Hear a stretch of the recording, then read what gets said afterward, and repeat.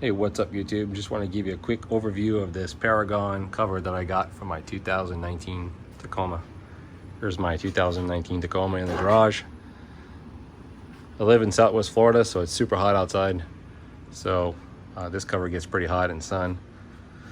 It's 88 degrees outside. It's Corona season, so self-quarantine. There you have it. Thank you for FedEx guy to drop this off to me yesterday. Gives me something to do.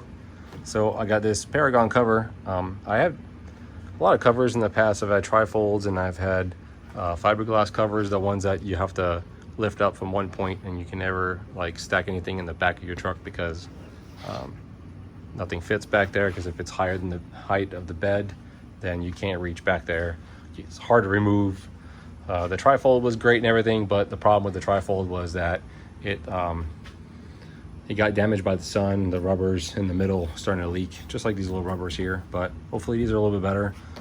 This rubber here on the side is very good quality. It feels like it's very flexible, and as you can see, it fits the contour of the bed plastic molding here fairly well.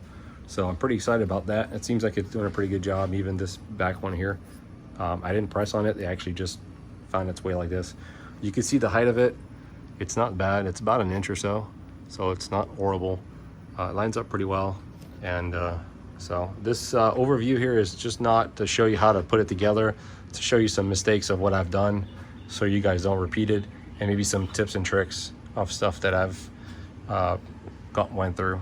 So over here, I'm a little afraid about this recessed area. I'm afraid the water's gonna pool. I live in Florida, so when it rains a lot, and I think that little area is gonna be flooded. My lock's here, so I'm afraid that my lock's gonna get a lot of moisture by sitting here. So hopefully that's not gonna become a problem, but we'll see what happens.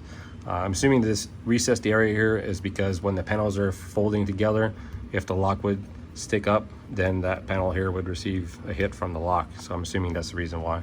So anyways, so the way this works is basically you just push down the middle here and it basically folds. Don't get your hand stuck in there like that. And you can just, so it's nice and smooth. It works really well. So from this area here, if you guys are curious, from the back side here to the top of the cap by the cab here, this area here is 10 inches long. So I would assume about this is about 7 inches or so from here to here. So if you do remove the stack, it's easily removable. So if you move this stack, you'll have basically, you'll lose a little bit of space from this cap here, but really not a whole lot. I would say probably an inch or so. You basically use this webbing, you go around the stack, you basically wrap it a few times. By wrapping it a few times, then you can create yourself a handle, and you basically, there's a push release on the other side, you push it, and then the stack will go about 45 degrees, and then this end here will come out, and then you can take the whole stack. You can leave it in your garage, put it in your truck, have the wife hold on to it, whatever works for you. So basically I'll show you what it looks like from this view here. So that's with it open. Open this tailgate here, and I'm gonna show you mistake number one. So this little seal here, this little rubber seal, I'll show you where it goes. And it goes right here. So I'm gonna use my non-busted hand here. So basically, there's a 45-degree lip here on the back side here, and basically it sticks on this way. So what they don't want you to do is leave it flat like that and just let it drape over. They want you to fold it in half this way. So basically it's folded in half. So when you install this, make sure that your rubber seal back here is actually folded in half. It's not like, I had pieces where it was like flaring out and some pieces were folded properly. So just make sure that that end over here is good to go. The mistake number one I made is I cut it too short. So I cut it over here this way, almost maybe a little bit further, about here somewhere. So when I closed the cover, I could see daylight through this area here. So what I should have done is I should have brought it here, and I think that would have been the better idea. Maybe it would have sealed a little gap here that's created here. So I'm afraid the moisture may come from this end, which I really doubt it. It's most likely going to be coming from the top of the cover, maybe leaking through here and finding its way down. So that's mistake number one I made. It's not really a mistake, but if you're looking for moisture and trying to make it as waterproof as possible, then obviously that would be something you'd be worried about. I'm aware that this cover doesn't come fully waterproof, so I get it, but if you could eliminate some of that, then great. It also comes, my particular package came with the tailgate seal that goes from here down all the way around the back end of it. I haven't installed it yet. I probably will do that later sometime. But so I'm gonna show you some other things that was brought up. I'm gonna put the camera down so I don't shake all the way around and kind of show you what I'm looking at. Excuse me. So the Tacoma comes with the rails that comes from the manufacturer. The rails comes from this end here all the way up to the front end, but the Peragon rails are utilizing the same screw that the Tacoma rails comes with. So you have to remove the rails in order to put the brackets in, which is not a big deal, but if you really want to use your rails again, you may be stuck with no rails. If it's a big deal for you, then it might be a deal killer. So what I ended up doing is I was trying to get that rail to go over this bracket, but the bracket, the rails from the manufacturer, I couldn't get the holes to line up, and it was too bulky from underneath here, so I can get the hole to line up with this bracket here. So I took the rails off, I mounted the top, and eventually I realized, hey, maybe I could use some of those rails a little bit in the middle of it. So as you can see, I went from here to pretty much the front end a little bit. So what I wanted to do is basically utilize the rails. So there's only 2 screw holes left. One of them is at the beginning of the rail and one of them is right here. So from this point to this point, there's no screws. So if you're worried about that, then I would suggest to probably put another screw here if you're really worried about it. For me, at this point, I'm not really going to be too concerned about it because I'm not going to be strapping something really super heavy with this. Tacoma comes with anchors on the bed floor and then one also at the beginning of it. So that one might be a little tricky to get used to if you have the covers on. If you take the cover off, then you might be able to get to that cleat back there pretty well. But these for bungee cords, I mean, it's pretty sturdy, but you could tell there's a little bit of flex from the back side of it, so I would be concerned to put something super heavy on it and then put the plastic caps back on. The other thing I want to talk about is this little washer here. So this little washer here, that's what makes a spacer for the brackets between the bed rail and the bracket itself. So what I found is that I use 12 of these. So that's my number. It may not be a number for you, but some guys were asking about it, so I used 12 of them. And I used 12 of them for each of those brackets, which is 4 of them. So that worked out for me. It made the bed rail basically level where it needed to be. It wasn't too high or too low. So it worked out really well for me. So 12 was my number, in case if that helps you at all. So I'm gonna show you on this side here basically how this whole cleat thing works.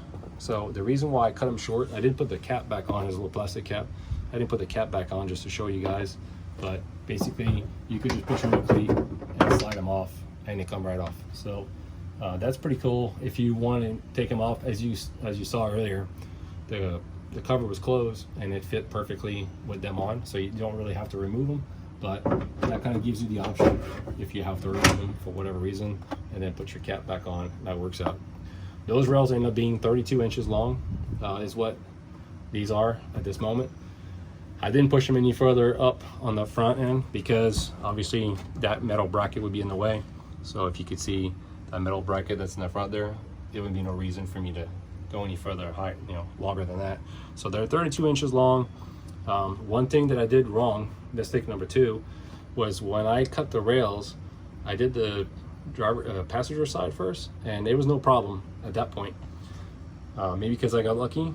I thought the rails were basically symmetrical front to back where the holes were, and they're not. So starting from this point here, in this area here, to the front, this hole is here and the rail stops here, but in the front it's a little longer, so they're not the same. So make sure that if you do cut them and you go this way and you want to kind of salvage your rails a little bit, I'm sure if you really tweak them and you really put a bigger hole here, you could go over this bracket and keep your factory length if you like, but just make sure that you use the right rails in the right end before you cut it. So the whole measure twice, cut once situation, I should obey by that. I didn't do that, so it's my fault. I'm the idiot. But so I ended up having to cut multiple times, and I'll show you how I cut them. I used basically just a regular grinder with a metal wheel on it, and you can see how many times I cut the rails, so you obviously see where I'm at with this. That was my bad. I'm the idiot, but either way, so it kind of gives you an idea. So you could use the anchor points, the cleats, if you'd like to, if that helps you, but that's where I'm at with it. So it wasn't really a big deal. It comes with 2 keys, so keep those. They say you don't have to keep it locked in order for it to stay closed. There's 2 gas shocks back there. Show you real quick. Oops, sorry. There's a gas shock here that goes all the way up to the top, and that's what pushes the last 2 panels. So it's a little tight, so I'm not sure if my adjustments are correct, but I'll show you when I close it. So you basically grab this little strap here and you just pull it, and you can see the last 2 panels, they kick up from the struts, the little gas shock. So from these last 2 panels, that's where the shock is, and it pushes that part up. That's what kind of makes it so it's kind of bouncy like that. So I like the design a lot. This was the platinum package. If you like this cover, I highly suggest that you go on their website and look into their email discount thing. At first I was kind of like, nah, I don't want, you know, extra stupid emails about anything that I don't need.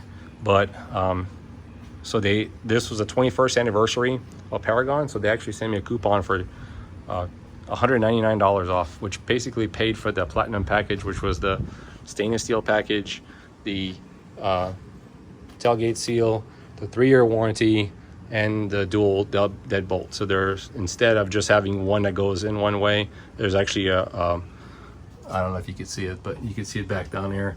There's another end that locks in. So there's 2 ends that locks on each end, which is pretty nice.